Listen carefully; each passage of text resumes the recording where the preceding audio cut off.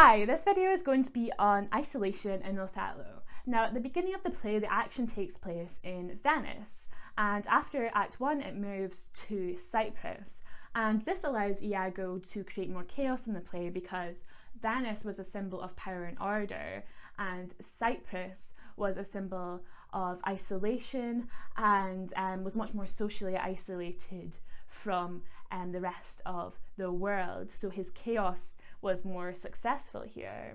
And Iago is able to isolate many of the characters in the play. One of these we can see being Othello. As the play progresses, he becomes more isolated, and this allows Iago to play on his jealous insecurities.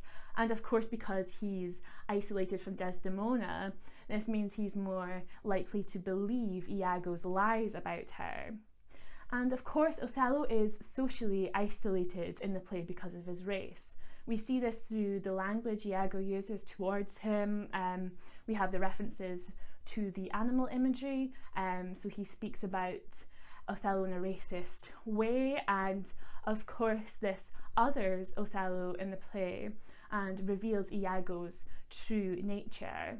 But other characters also use this kind of language towards Othello, one of these being Desdemona's father, Brabantio, and he accuses Othello of using magic to seduce his daughter.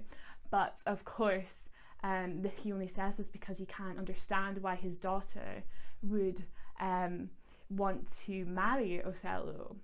And of course, we have to consider why in Venetian society, despite Othello having a high-ranking soldier position, that's because of his race he wouldn't be allowed the same status in Venetian society as a white man with the same ranking.